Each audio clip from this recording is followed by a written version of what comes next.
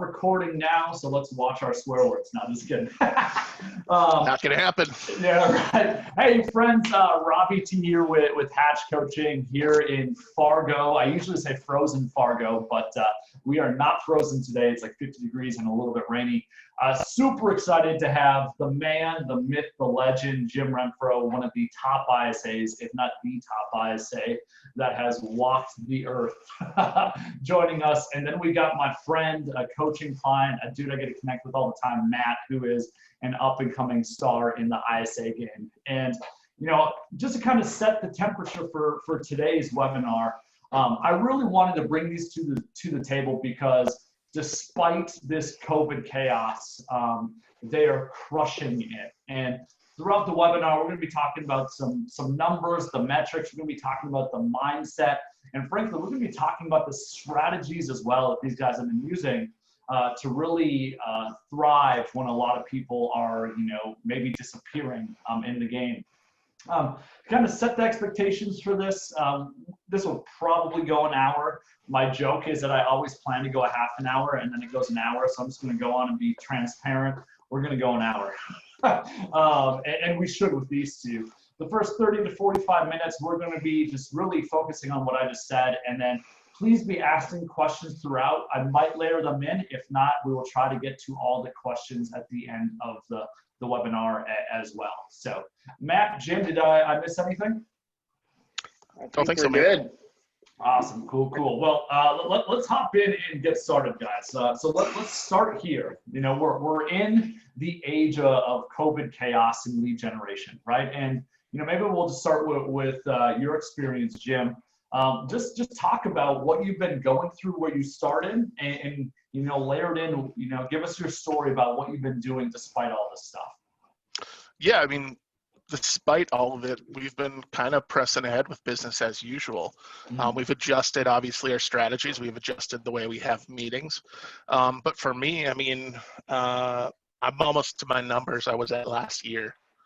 And we're going to do a deep dive into that. And I mean, what Robby and I have always talked about is we have kind of waited for an opportunity, because when there's a huge winter storm or anything else in the economy or COVID or anything else, it's our time to shine. And so the way I've always looked at it is, if I can do well in COVID, I can do well anytime. And so my mindset on it is I'm going to take the best care of people and I'm going to let them dictate how they want to be served. So, you know, I'm not going to force buyer consults in office if they're comfortable with doing a Zoom call. And I'm also trying to figure, okay, what are my agents good at? How can they convert, and how can you have that? And really just adjusting my strategy for the client and my strategy for the agent in order to pair them up to be the most successful. For me, man, it's good. I mean, last year I booked 271 appointments. I'm at almost 260 right now. And that's during COVID. March, when everything started, I had 85 appointments. April, I had 62. So far this month, I have 37. It's been good, man. It's been fun. And you just say 37 appointments, and we're 12 days in so far, because you haven't been able to work much yet today. Well, I took the weekend off too. This kid's a human cheat code, friends. Human cheat code right here. This guy's the MJ of the ISA kid. Freaking animal, dude. That's so appreciate cool, it. So we'll dive back into that stuff, and I really want to dive into those strategies here in a little bit. But before we do that, Jim, let's have Matt kind of dive into you know, what his perspective has been like through all of this. Yeah, so Denver really shut down. So I'm from Denver, Colorado. For those of you who don't know, it was like we woke up one day and the entire world changed. We couldn't go show homes anymore. We couldn't even go to our office. So I had to figure out a new norm of working from home. Fortunately, I'm back in the office. I'm a work in the office type of guy. I need to go to the office to get away from home. So, but as it relates to leads, the conversation shifted, and I had to shift my mindset immediately to more conversations, lead nurturing, asking people how they're doing during all this. And most of my conversations were around that and not really about real estate, to be honest. But what's happened through this is things have started to open back up. So like Jim said, we have done a lot of Zoom showings, Zoom buyer consultations. Honestly, if I never see another Zoom meeting at the end of this, I'll be fine. Yeah, and we just had to shift our perspective. And I'll be honest, I went into a bit of a bear's den for a few weeks there. I was like, oh crap, is this going to be the end of the world? So, and my mindset was like, I really don't want to call and bug people right now. But then I realized the best person to talk to anybody right now is me, because I actually care about them. Deep down inside, that's who I am. And I was just like, this is how I should be all the time.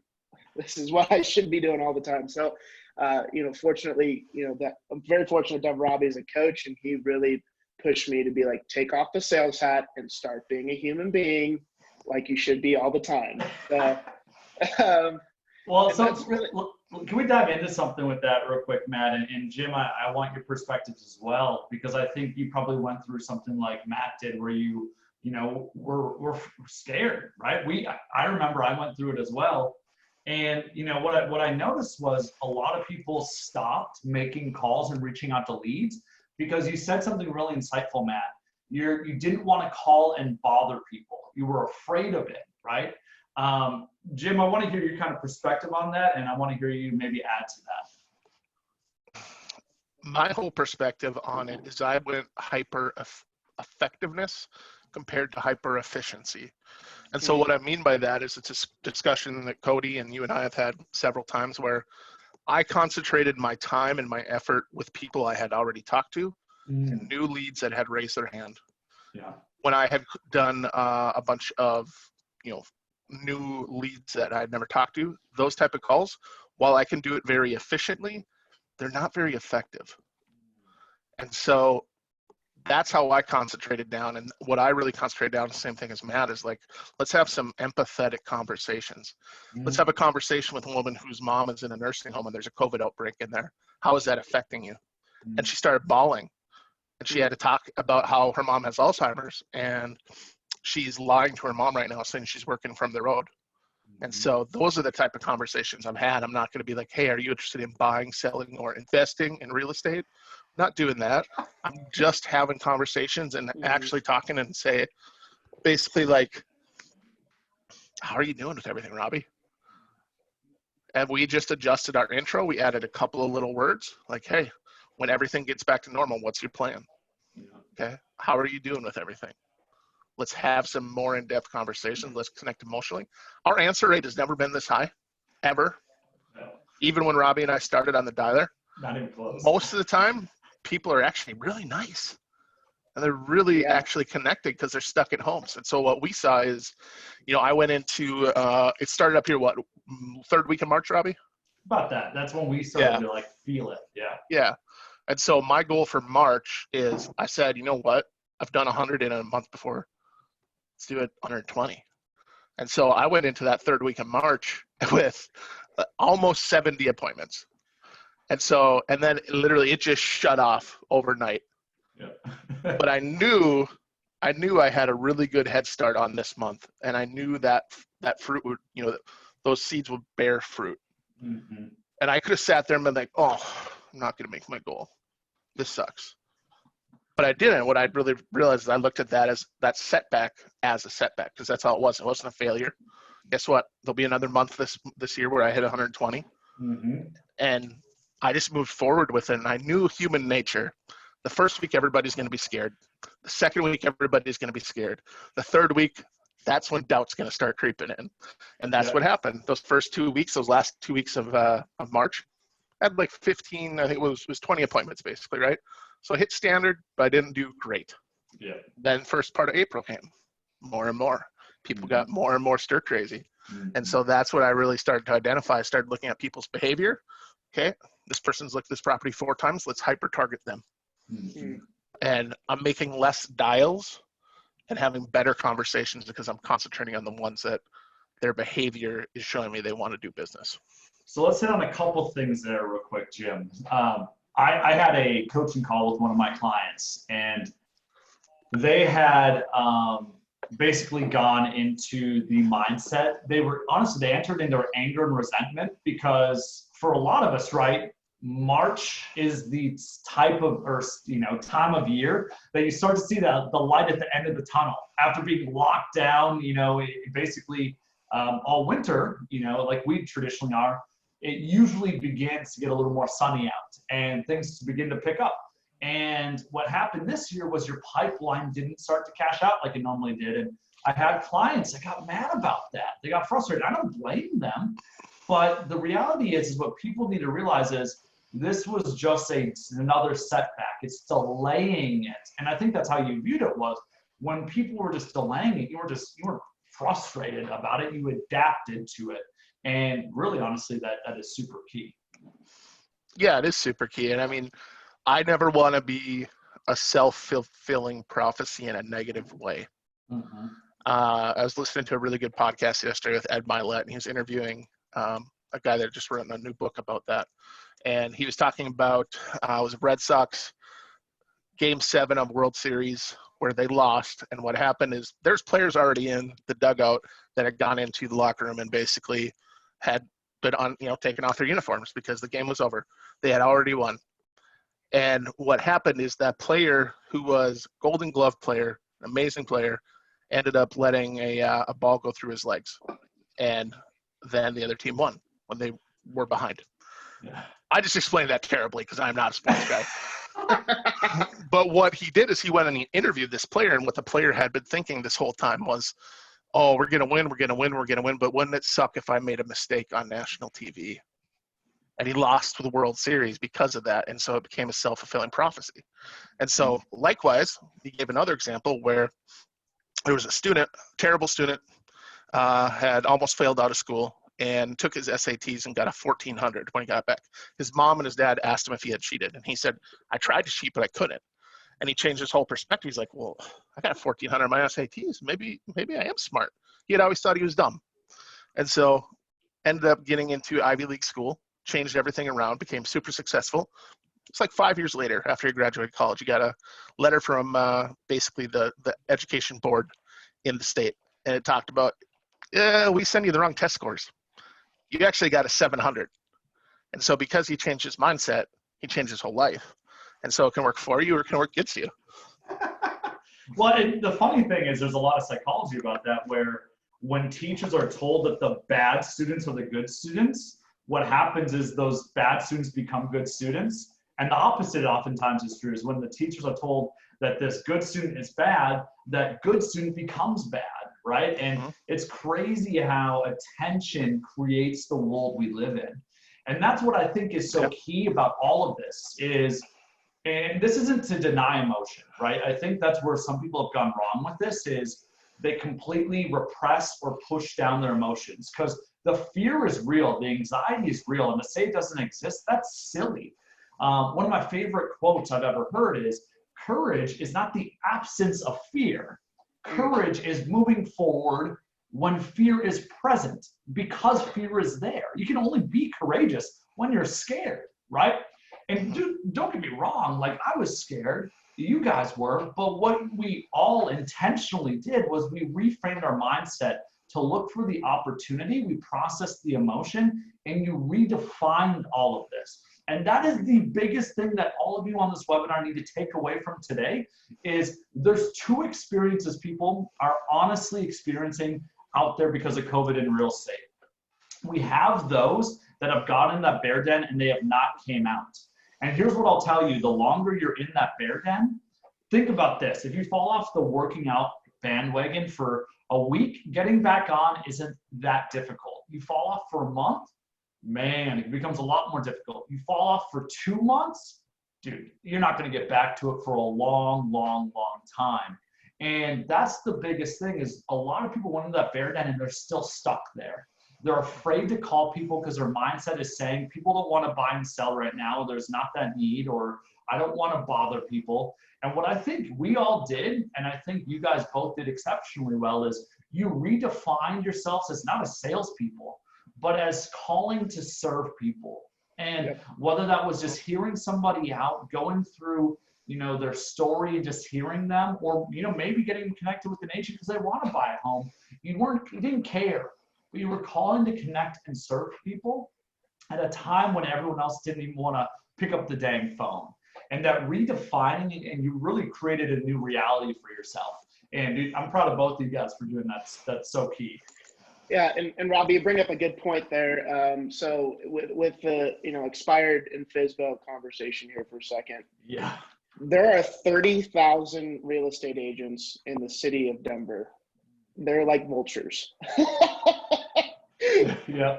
And when a new expired hits, when an expired home or listing, becomes available, or a FSBO, these FSBOs get thousands of calls. It is insane. One thing that I have heard continuously about the conversation I'm having with these folks is like, you're different because you just talked to me. You're not trying to sell me something. You just have a conversation with me. Yep. That alone, and that's one thing I take away from both of you a lot of the time, is just have a conversation with somebody. You don't try to sell them anything. People don't want to be sold. They want to be heard, right? So hear them out. Ask, tell me more all the time. It seems too simple, right? I've always chewed on why do people not do this? Because it seems honestly too simple. And it is simple, but it is hard because we get in our own way, right? It's so easy to accidentally start talking and trying to say, hey, I think you should do this. And if you just learn to ask questions and frankly be quiet, it's crazy. I don't know about you guys, but if you just ask a question and don't talk, people do this crazy, crazy thing. They tell you stuff. And the longer you can remain quiet, the longer typically they will talk. And then you ask another question and you keep digging deeper. And I think what people don't realize is providing value to people does not mean, just to make sure people on this understand, providing value does not mean you're getting them to buy or sell a home. Providing value simply starts by hearing someone. And because you're hearing them, you're building trust with them. And frankly, what's cool about it, and Jim, we walked through this in the beginning of all this, because I asked Jim and Cody, our ISAs, I said, so what are you guys going to do differently?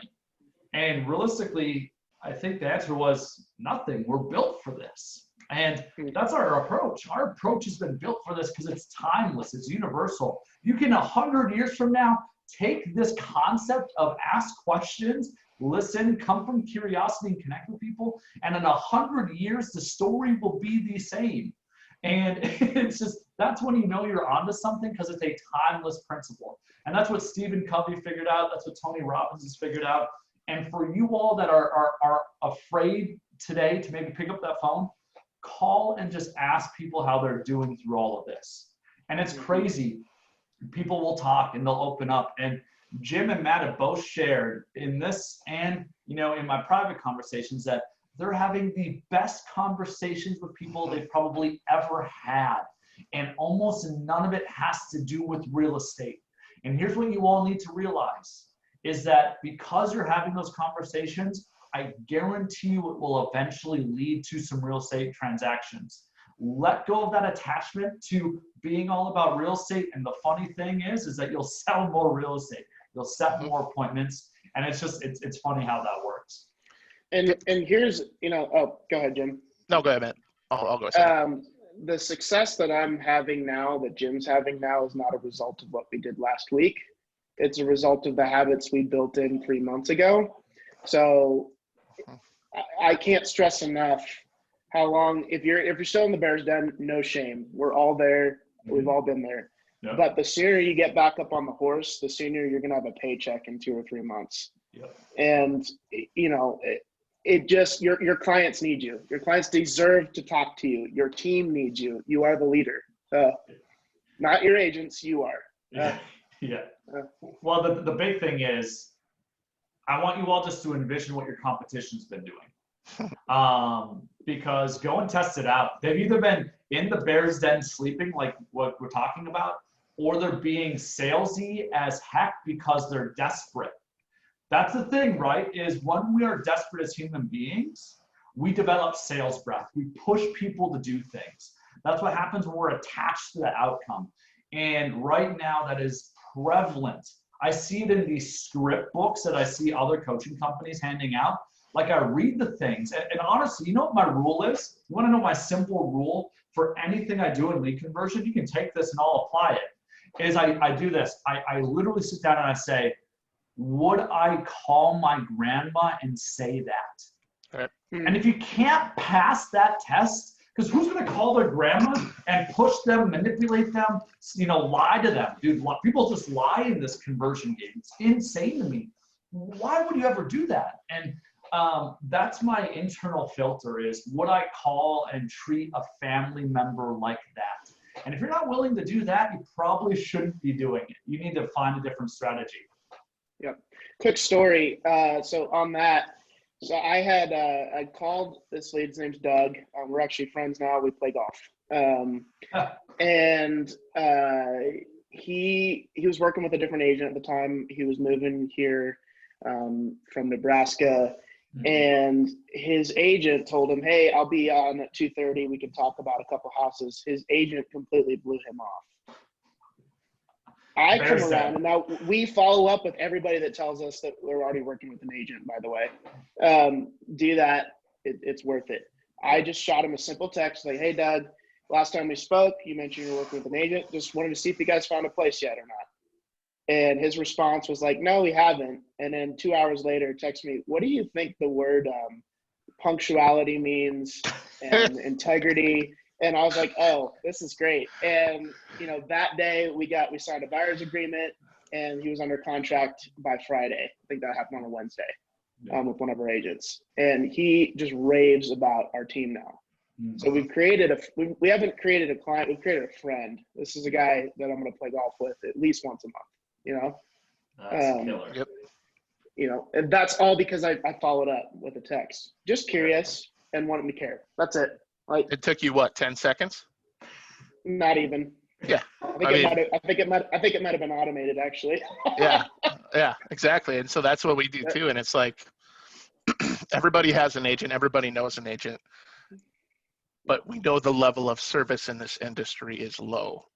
And we know that other agents aren't putting people under contract. Now, I'm not saying be unethical and chase after people that are under contract, but everybody will also use I have an agent as an excuse because they don't know you yet. Yep. You haven't shown value and you haven't gained their trust yet. Mm-hmm. And so whenever I hear that, I just know, hey, okay, well, what can I do to gain your trust? What are you looking for? What can I do? What do you need? Are you getting this from them? Literally all I ask is, okay, what are you looking for in an agent?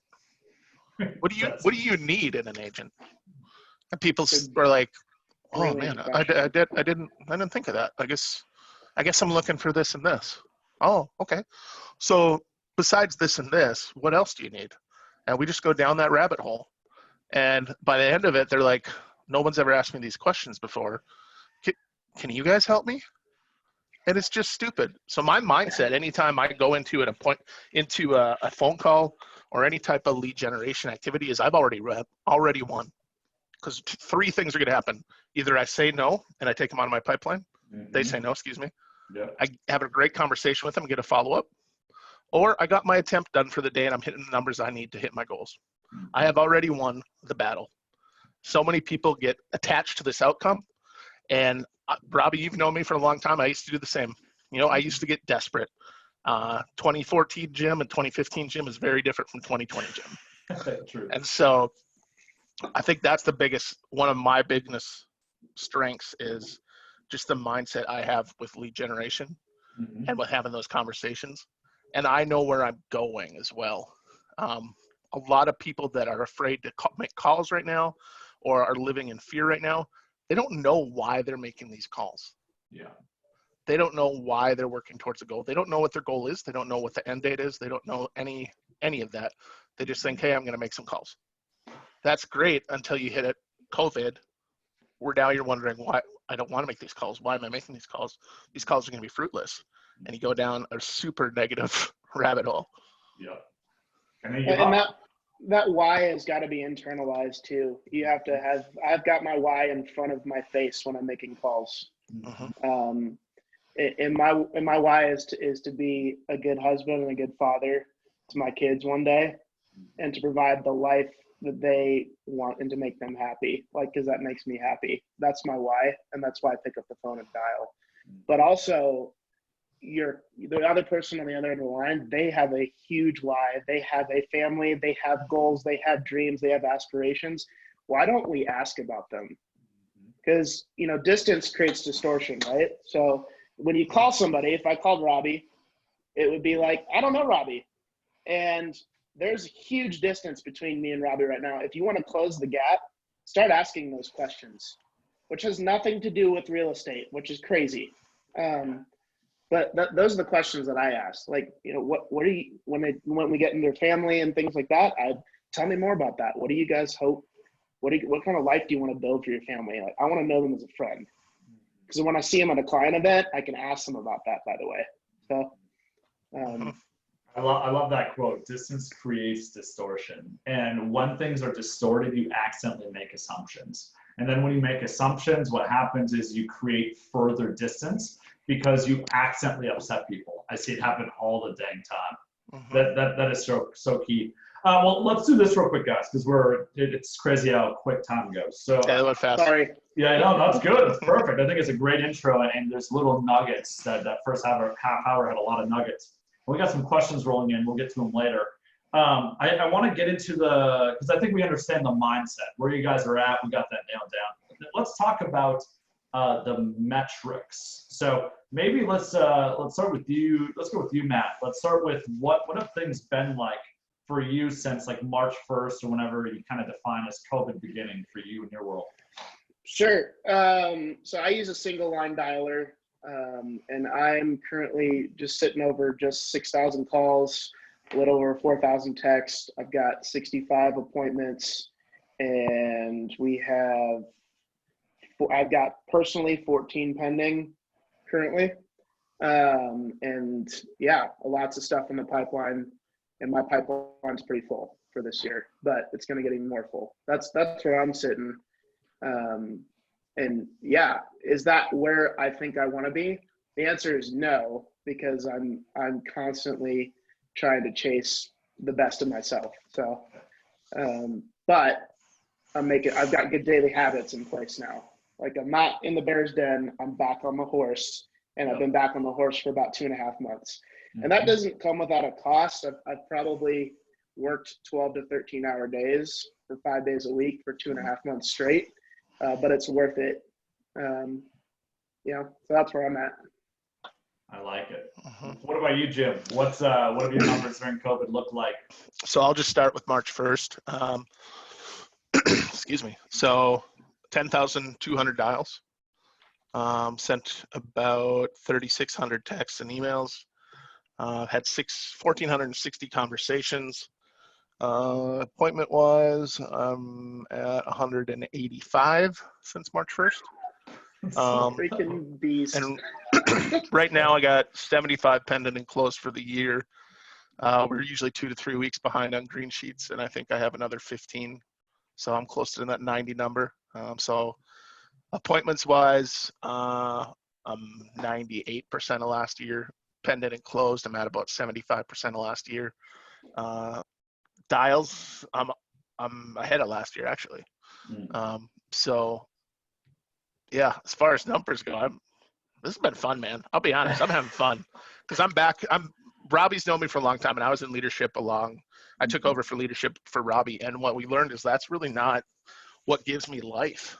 I'm back to what gives me life again, and I love winning and I love seeing results. And so for me, this has been really fun because it's like, how many can I do during COVID? What's this stupid, insane number I could hit? That's some Michael Jordan crap right there. Like, Yeah. how can I get into the competition's head? How many points can I score on Drexler, you know? Yeah. Well, and like Robby, you remember the first week of March? I had 39 appointments in 1 week. Yeah. And it would have been 40, but I quit at the finish line. I went to bed early on that Sunday night, and I got a come list me at 9:03 p.m. and I turned my phone off at 9.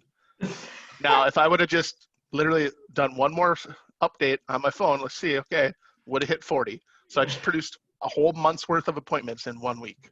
So And that's what I really realized. Let's make sure people heard that number. That was 39 appointments in 1 week, 7 days. And it's, if I didn't know you, I would scream fake news because it just doesn't seem real, man. Yeah. But, and then, so let's talk about what happened afterwards, and then what, you know, what kind of what that trend went through. Yeah. I mean, you know, I went from that 39. The next week, I think I had 25 or 26. Next week, first week of shutdown, and everybody was scared. We saw our Zillow leads go down by 50%. We saw our new leads go down about the same. And everybody was like, what do we do? How long does this last? There was a lot of doubt. Not to mention we're an oil producing state, and we had oil futures go negative for the first time in history. Not good. Yeah. So as far as like news, it was all doom and gloom. Back then they were showing what, 1 million people were going to die from this as well. And so what I really did is I made a conscious effort, and I said, you know what, no matter what, there's going to be a ton of unemployed people. So right now we have 20 million people unemployed, right? 20 or 30. And it's 20% unemployment. That's terrible, right? That's horrible. That sucks. Oh my God, everything's going to hell. Here's the thing though. Doesn't that mean there's 80% of people are still working? Thank you. So 80% of people are still working. And they're working more efficiently, and they're under stress, and they're lonely. So man, is this a huge opportunity, or is this the end of the world? Well, you know what I should do, Robbie? I should go onto Facebook and bitch about Zillow. I should go onto Facebook and complain and all this other crap. Well, you know what I could do instead is I could pick up the frickin' phone and go work on myself and go work on my goals. And so that's what I did. I said, you know what? I don't give a shit. If it's COVID, if it's influenza, if it's the plague, there's still going to be people that are getting divorced. There's still people having kids. There's still people that need help. And I'm going to be that person out there and helping them. And you know what? While everybody else is bitching, I'm going to be the little tortoise that's winning the race. I love it. I love it when Jimmy gets on fire. It's my favorite thing in the world. I've been fired up lately, man. You all need to take that clip and give it to your agents right now. Everyone on your team, we're going to cut that because it's so true, Jim. I mean, you're exactly right. It's that there's so we look at things through that lens, and like just that little pivot of 80% of people are working. You want to know another fact, by the way, is the people that are working, they're actually seeing their incomes go up. That's the crazy thing. That data just came up that it went up 2% in a month.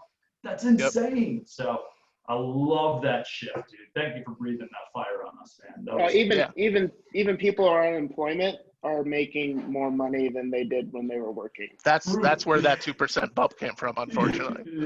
Yeah. So not making any political stances, but just saying there's money coming in the door, and they might still want to buy a house one day. I don't know. So, but you're not gonna know unless you call them, like Jim said. Yeah, I mean, we've had deals fall through because of financing, and someone lost their job, and that sucks. You know what we did? We took care of them emotionally. We asked how they're doing. Okay, what do you guys need right now? How can we help? Hey, here's a care package that we dropped off at the door. You know what? We could have been pissed off about that deal falling through and blame the client, blame the situation, but what we really said was like, you know what? This is temporary. This is just a temporary setback. At some point, the economy is going to go open back up, and they're going to want to do business again because we took care of them when they were at their darkest point. So true. I love it. Jimmy, you had said something that stood out. You said in the beginning of all this is you're going to call people just looking for opportunities to serve.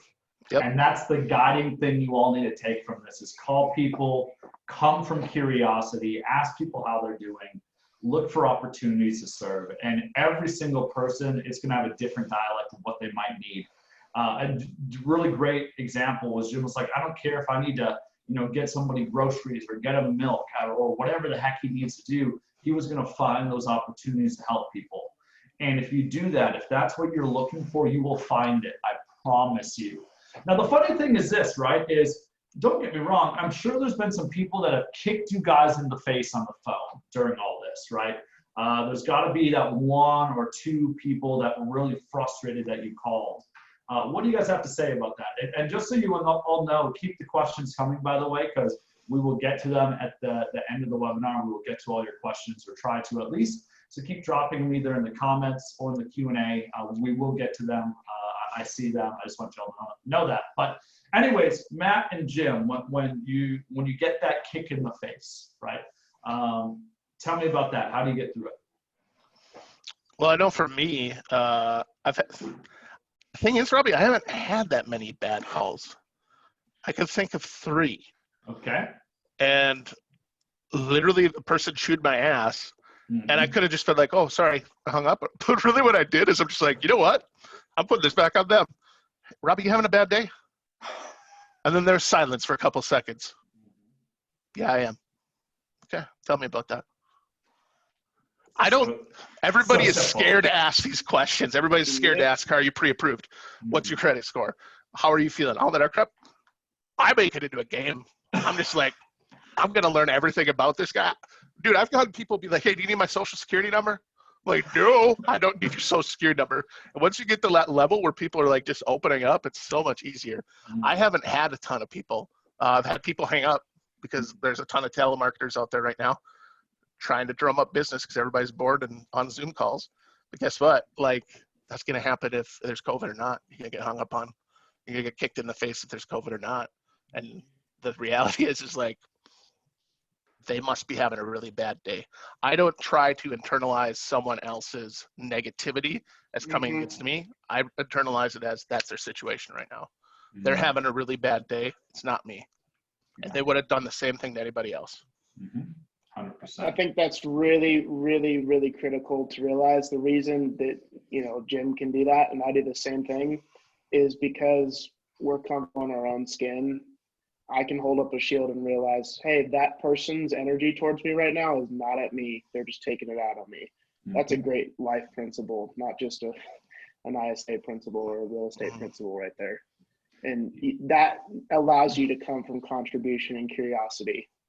But, the other thing that we do on our team, part of my work contract with our lead broker, Jordan, is every time I get told to F off, it's one tick mark towards a round of golf. So I'm a golf nerd fanatic, play at least once or twice a week. And that's motivation. It's like, now I'm not going out there trying to get told to F off, but either way, I'm good. Yeah, for sure. Okay, you just told me you don't want to do business with me. Great. I'm going to go find someone else that did. Or does, excuse me. That's a key insight, right, that I've seen among the top ISAs is y'all don't care about when you get told no. You don't care at all. If anything, you appreciate it because you don't have to waste time on that person anymore. Or in a case like this, if somebody's not in a place to have a conversation, they're telling you no now, and you can't take it personally. So I think that's really key. You know how many times I've been hung up on, Robby, or screamed at, and people have called me back a day or two later and said, hey, I was having a really bad day. I'm sorry. I am looking. Here's what's going on. Oh, hey, no, I get it. Everybody has bad days. How are you doing today? Happened to me 3 times yesterday. 3 times. Yeah. Happens all the time. And you can get mad about it, and you can hang up on them or curse them out or retaliate, which is even worse. You just be like, oh, well, have a good day. We'll talk to you later. Because I almost you have a good day. It's kind of like my internalized FU. So. Oh man, yeah, you got to find a way to handle it, Yeah. So I think one of the things that I've been really harping on is that during all of this, you should really be doubling down on your effort, tripling down on your listening, and quadrupling down on your compassion and empathy, because people are emotionally heightened throughout all this, and that's really what you're doing is you're understanding that if they're lashing out to frustrate you, almost always it's not at you. It's about something worse. And if you can get them to talk about that, and don't get me wrong, I'm sure you guys have asked, and someone's like, no, I don't want to talk about that. All right, who cares, Right. But you are being what I like to call an emotional first responder. That for most of us, when emotion is introduced into a conversation, our natural inclination is to run away. Right? We become afraid of it. We're like, we want to brush over it. It's why sympathy exists. Oh, I'm sorry to hear that. Then you move on. And what Jim does, and I think, Matt, you do it as well, is when people bring up emotional things, you do this one crazy thing. You stay there and you stay in it. And I actually think it's one of the most powerful things that you can do when it comes to connecting with other human beings is when some emotion is is being brought up. And usually it's brought up in like a little bit. They open the door a tiny crack, and then you have to open it for them. You have to signal to them. And that's what you're doing, Jim, is when somebody's having that tough day, you're asking, how are you doing through all of this? Or how are you doing? And it's an emotional thing going into the emotions. And it's really what I like to call being an emotional first responder. And that's key. Lean into those emotions. And if you've read Never Split the Difference, he talks about how you should label emotions and take stabs at it. If somebody's feeling something, name like, Jim, it feels like it sounds like you're pretty frustrated. Is that fair to say? And it's crazy how naming emotions like that, what it does is it points to the elephant in the room, and it's so powerful, and it diffuses so many situations. Yeah, I run towards it. So I mean, like, if I call, a woman and I hear kids in the background screaming, and I hear she's frustrated, I literally just ask, like, "Hey, Erica, how's homeschooling going?" And you can just hear the, like, "Oh God, yeah, it's not good." Then you can just connect, and they're like, I run towards those difficult conversations. When I start to run away from those difficult conversations is when I know I need a break and when I know I need to reset. Because if I'm running away from them, I'm not at my best. And so that's kind of what the only reason I'm able to do what I did this year is because I did a very, very, very, very deep dive on myself from January of last year until about October, and really figured out, okay, how do I be the best version of myself? How do I get my goals done? And what can I do in order to be successful? And sometimes you have to do a really deep dive on yourself in order to get back to who you naturally are. Yeah. And I think Eric can attest on here and Robby can, I've been the best version of myself for probably the last 6 months, but only because I went through that whole process. Sure, that's absolutely so critical. Our team leader, Brian, says this all the time. The only objection that you have to overcome is yourself. And that's so true. And our team, we do accountability every week. So I make commitments and I say things in there. I commit to this. So like this week, I commit to at a minimum making 100 dials, at a minimum 85 conversations, and 3 workouts. And when it's Tuesday night and it's 5:30 and I haven't done the workout that I said I was going to do, nothing irks me more than to have to sit in front of people that I said I would do something for, or something I committed to, and I didn't hit that. So that's the motivation and the only person they can hold you accountable is yourself. Other people can't hold you accountable. Thank you. Yeah. Amen. But having an accountability partner means somebody is there to act as a mirror or push against, to be like, yep, I said I was going to do that. And that's the same commitment that when I get on the phones every day, I've committed to my team to do a minimum amount of activity. That's a commitment. That's not a goal. And actually we're trying to get rid of that word goal, because commitments you do, goals you dream about. Yep. Yeah. I made a commitment at the beginning of this year to have my number of appointments from last year done by the end of April. That's amazing. I made a commitment on it to myself. And what I know about myself is people either rise or they fall when there's external pressure on them. And I know myself, if I have internal pressure, it causes me to rise. And so that's what I did. I put internal pressure on me back in October in order to hit my goal with appointments. And literally what I did is I forced myself to get back to lead generation and forced myself to get back to my commitments. And so, Robby, I mean, you know this, what I did is I went out and I had a financial goal, and I went and talked to 3 of my agents and said, I want to borrow this much money for 6 months and I want to pay this much interest. Now, why did I do that? One, I thought it was a really good opportunity, and it was, and I tripled my money. But secondly, I now knew I need to do 30 extra deals between now and the end of April to pay for that if everything goes wrong. Yeah. And so what I've done is I really realized, okay, what are my strengths? What do I run towards? What do I run away from? And how do I accomplish it? And so that's what I've done every single time is I put these stupid goals out there that I didn't think were possible. And then, you have a week like the first week in March where you're like, well, shit, I just did a month's worth of production in a week. Can I do that again? Let's try it. It was just crazy. That's what gets me energy. Leading doesn't give me energy.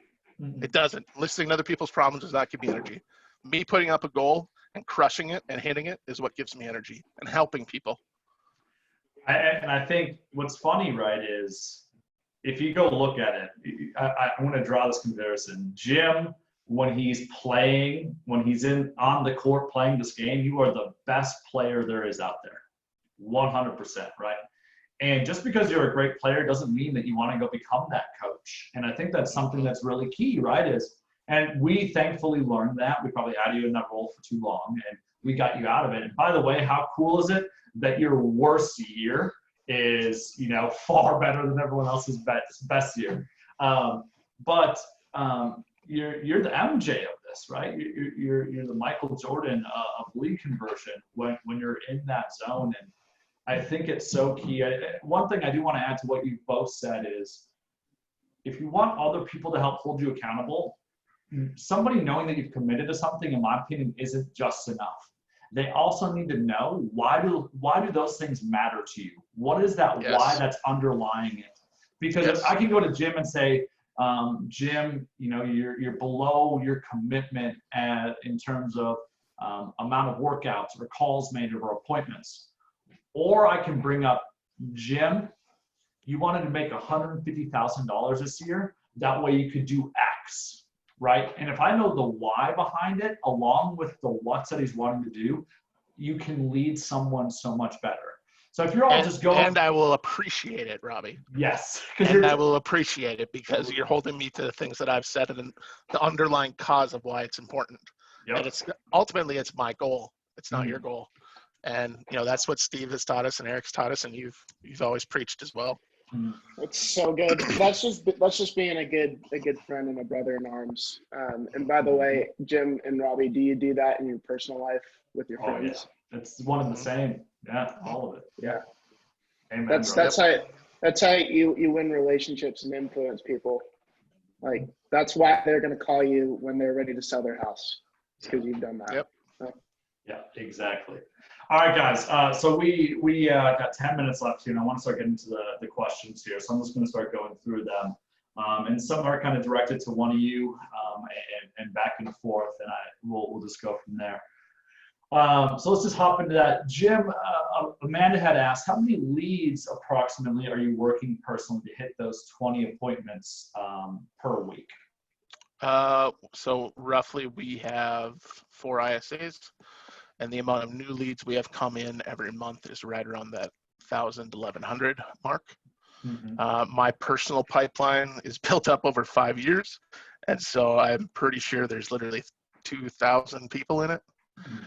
So what my whole strategy is, Amanda, is I concentrate on the top income producing activities.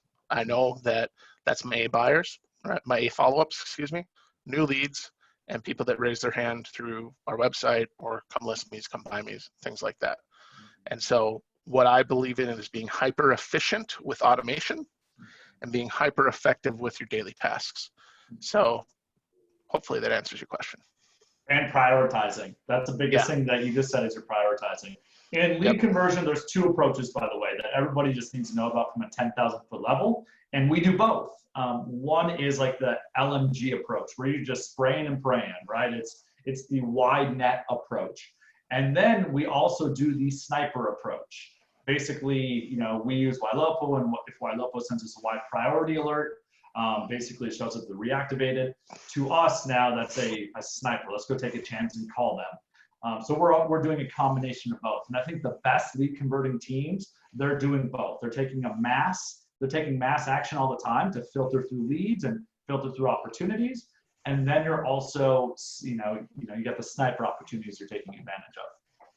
So yeah, and I think that's always what Robby and I have talked about is, we could go out and do circle prospecting, but neither of us believes in it.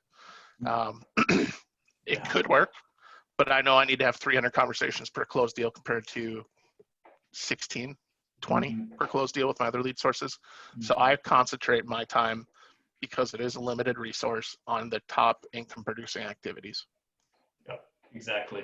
All right, let's keep going down the questions. That's all good stuff. Can you give some of your favorite, most efficient, I'm going to add another word, most efficient and effective questions you ask prospects to steer conversations? What are just maybe the one or two questions out of the ones that you're asking the most of all leads? Tell me more. I love it. Yeah, I mean, I would go watch the question game on our Leads Geeks channel. And basically what it is you have a category. So are you pre-approved? Everybody goes around, asks that question 20 different ways. And so you get to start to see that. As far as steering the conversation, I mean, Matt's right. Tell me more. Listening. And I will steer the conversation the pre-approval route. I'll just ask questions like, hey, Robby, do you know what type of credit score you need to get in order to buy a house? Robby, do you know what the down payment amounts are that you need to get a house? What do you think that is? More often than not, people are going to say 10% or 20%, and then you add that value piece. Well, it's actually this. So, I mean, where are you at in that process? Things like that. You know, how have you been seeing houses? I know you've been looking online, you've been looking anywhere else, and really just trying to be very, very subtle with the way I'm directing this and the way I'm trying to find out the information. The number one question I really, really love, what are you looking for in an agent? How do you want to be treated? How do you want to be communicated with your agent? Things like that. I like that. I think the other question too we get hung up on is what price range are you trying to stay between? Don't ask that. What monthly payment are you guys comfortable with? Yep. And I'll ask one, or I'll give one more. I love asking people just to open-ended question of tell me about your dream home or your ideal home, and letting them run with it, because it's so, my whole goal is to get them to tell me all about their ideal home, what they want. And then another one I'll add just from my perspective is if you know that there's another party involved, you know, a spouse, somebody else, ask them, you know, if your wife was on the call with us or your husband, make sure you know it's a husband or wife, by the way. But if your husband was on the call, what would they tell me that they would want in the home? What are some of the big things they would want? So I think those are some really great questions to be asking. Next question, how big are your teams? So our team, we've got 8 agents, 2 team leaders that one of them is in production, and then a listing coordinator, an office admin, and me, the ISA, and I also manage our leads as well. Yeah, my team, we have 3 to 5 ISAs at any one time. Right now we have 4. I have 3 expansion agents, 3 listing agents, 6 buyer agents. We're bringing on another 4 independent type agents, I think in June, July. We have about 20 admin. So I think there's about 40 of us total in the team. Perfect. Let's see, I'm going to answer one. Someone had asked how many conversations Jim said he had. It's since March. He said 1,460, correct, Jim? Yep.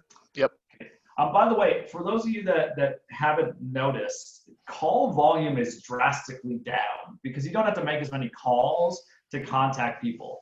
For us, just so you all know, our standards in our world is 25, or I should say 250 calls, or keyword is or 25 contacts, or 2 quality appointments. We want our ISA to be hitting one of those 3 numbers. Right now, I don't know any ISA that's consistently making more than 100 dials per day, because you don't need to, because you're contacting so many people. Do you guys agree with that?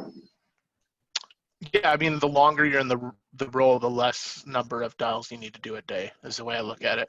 Yeah. I've been in the role for 6 years. People that are coming in, I mean, we're expecting them to do the same amount of dials I did the first month that they're in that role, basically. And so the longer it goes, the less and less I've had to do it, because just I'm getting better and better at my craft, and then my pipeline's getting more robust. So I would say, you know, starting off, if they're just wanting to hand jam things, if you're a new agent, I'm just looking at the question on the bottom there. I would say if you can start off with 50 and start from there. I mean, having a dialer will help, but if you're just hand jamming, the most number of dials I've ever done in a day was when I was back, like literally actually dialing on a number pad. I think it was 120, and it was exhausting. So it's really hard to get over that without having a dialer. And let's not forget that the point of a dialer is to cut out dead time, wasted time where you're just sitting there. If you're calling people and you're contacting, you know, a good amount of people, you don't need that triple line dialer. That's probably not what you need in your world. So don't go and get that just because it's just going to hang up on people all the time. All right, next one. How do you determine who you kick out appointments to? I think Jim and Matt, you guys can answer that quick.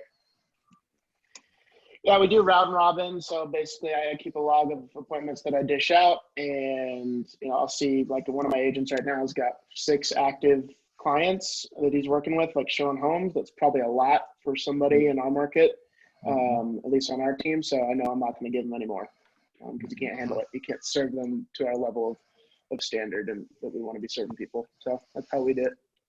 Yeah, ours is also a round robin based on a couple of things. One, it's based on their sphere production from the last year, how many times or how long they've been on the team, excuse me.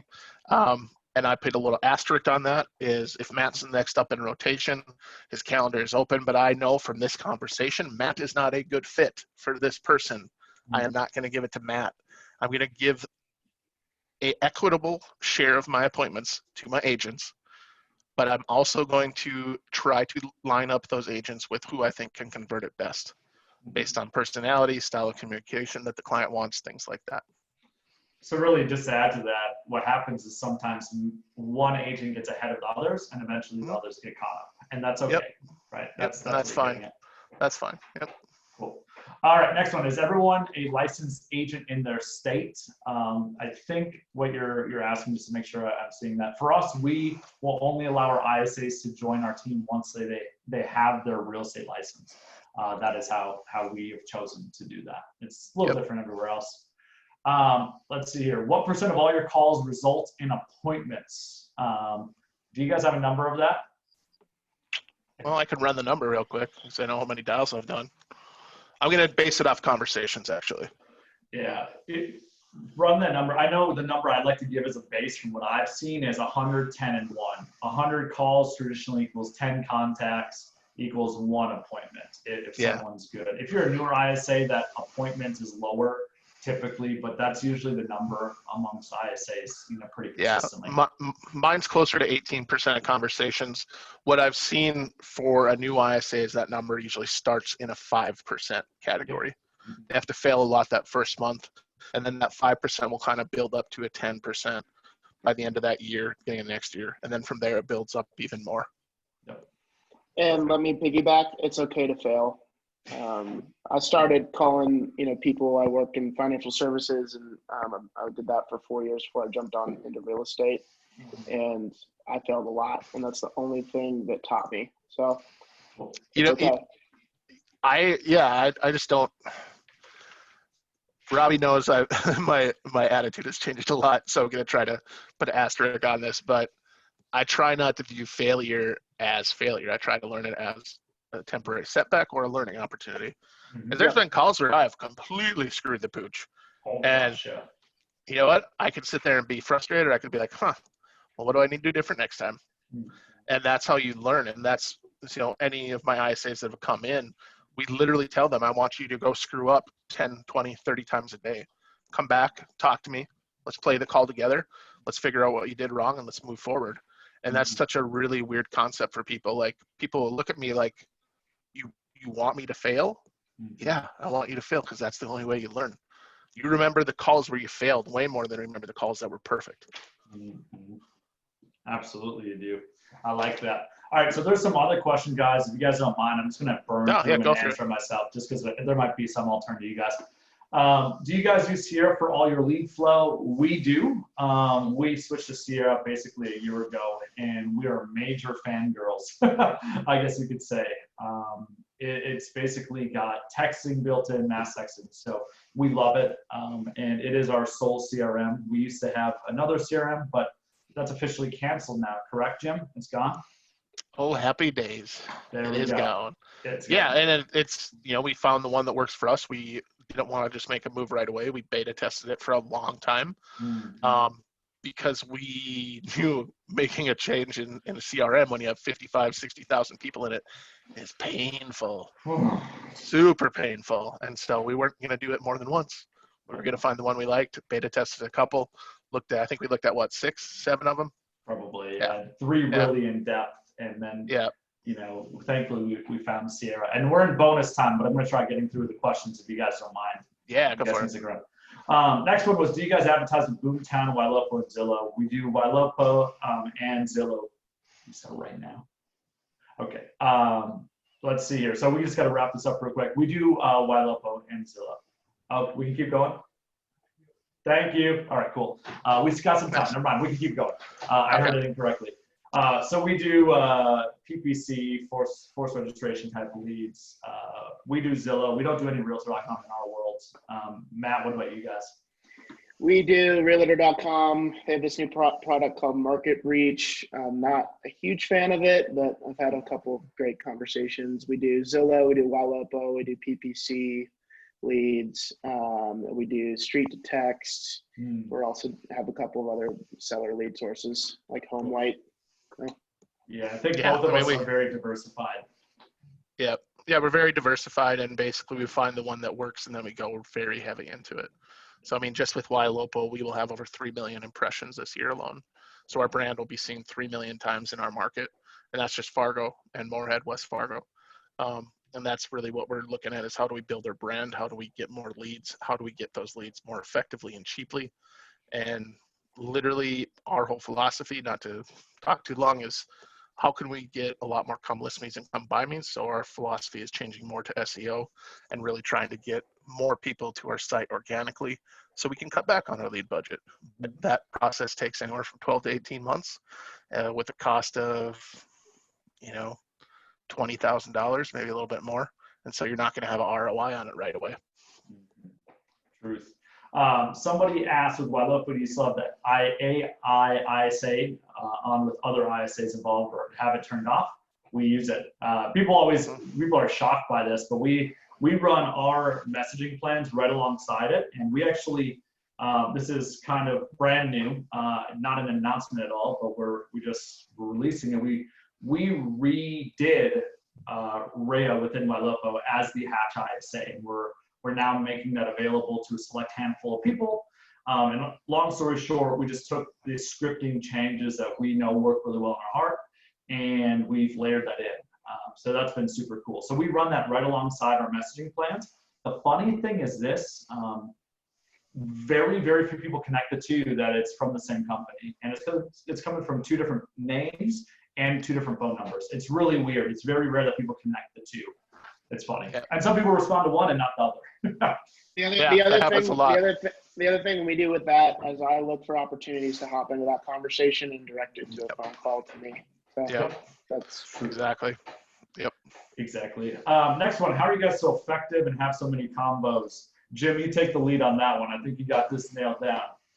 So, I mean, those conversations are over both text, email, and voice. And so what I really try to do is, if someone replies to a text message, is I just have that conversation via text. And so with the voice, I believe in going slow. When we used to have Mojo, I would do a single line dialer for the top 50 new leads.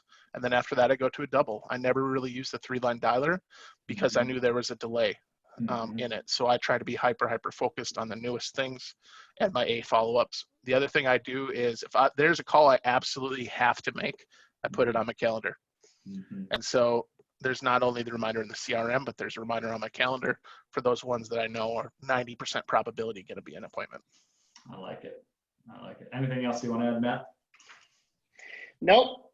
Okay. That's the master right there. I like it. So people had asked where the question game is. We'll circle back to that in a moment, Jim. We'll come back to that in a moment. Somebody asked, what is an expansion agent? Long story short, we are not just in Fargo. We have expansion agents in different markets. So that's what an expansion agent is in our world. And those people are, up to 2 hours away. Basically, there's 3 different markets that we're essentially in. If the client misses the appointment and ghosts the agent, are you taking that lead back immediately, working in, or allowing the agent the opportunity to reach out? I'll answer that real quick, just in lieu of time. Almost always, when in doubt, have the ISA take it back, is our general rule. Simply because the ISA is going to do it far better, and an agent's not going to do it as well. They just don't have the time. Let's see here. Can you tell us something about Convert and the ISA Intensive from Maurice Reyes? Jim, tell people about Convert that we just created. And Matt, I know you just started watching it. Maybe you guys can talk about that. So I guess the best way I would describe Convert is if you were to coach with Robby and I, it'd probably cost you $1,500 or more a month. And why not take all of the knowledge we have and condense it down and let people view that knowledge on their own pace and pay a very, very small fee. And so Convert is literally just a library of videos on lead conversion, how to have conversation, best practices, best sales practices, things like that. It's just literally the library of lead conversion. So I like to say, and I know I'm going to get maybe in trouble for it, but it's like Netflix of lead conversion. I stopped myself, Robby. I didn't say it. I know. Until I get dinged, until Netflix sends me a cease and desist, I'm going to keep doing it. And then I'll start calling it the Disney Plus of lead conversion. So, I keep learning stuff on that. I watch one a day. That's my thing. When I first get in the office, I make my coffee and I sit there, drink my coffee and watch it, and then go immediately apply what I just learned. Yeah. It's fun. We like to geek out about lead conversion, if you guys couldn't tell. Nerds. Just so you all know, the way we view that is we try to add a video about weekly, even despite all this COVID stuff. We've been doing it via Zoom, and that's our whole goal with it, is to create a really great data bank of lead conversion videos, and eventually we plan on bringing guests to kind of talk about the perspective. But I would definitely check it out. The cool thing is it's $20 a month. So I know people in real estate, a lot of people spend money on some foolish things. I guarantee if you watch the videos, it will be the best $20 you spend in real estate. I have no doubt in my mind. Yeah, with new content every week. So.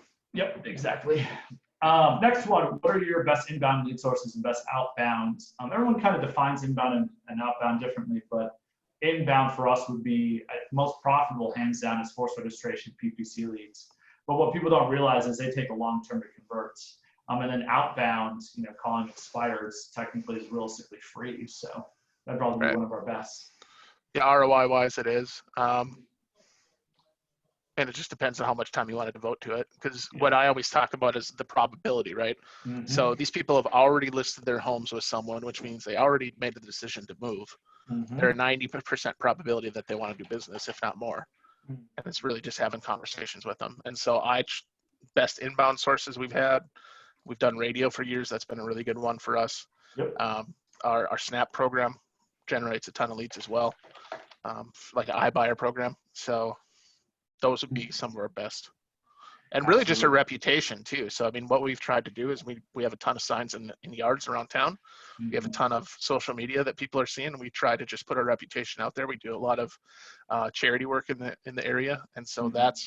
that's been our whole philosophy, is just having our brand out there and people connecting our brand with decent human beings. It's crazy. You be a good person, do good things, and good comes to you. It's really that simple.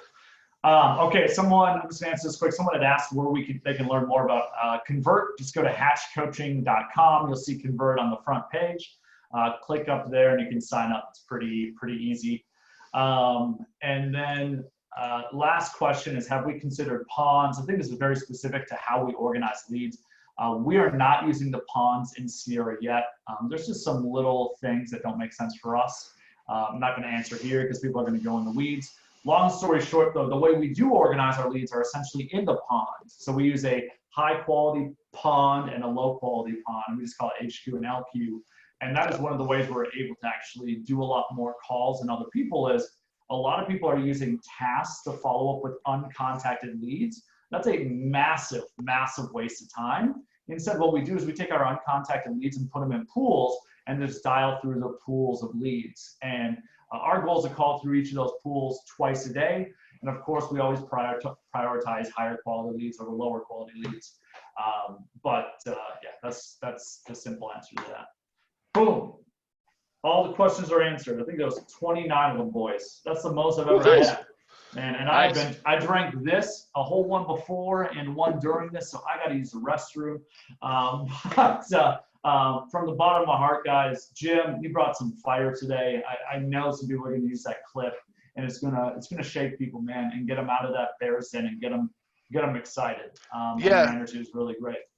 Robby, I want to not to plug Convert again, but I don't think I don't think a lot of people actually know how to pull themselves out. They know they need to pull themselves out, but they don't know how. So I'm going to basically produce a video, question and answer type video with Robby, and basically talk about my journey from August of 2018 until middle of last year. Mm-hmm. And so talking about what are the actual steps I took in order to help pull myself out of that negativity. What are the things I do every single day when I wake up, right before I go to bed?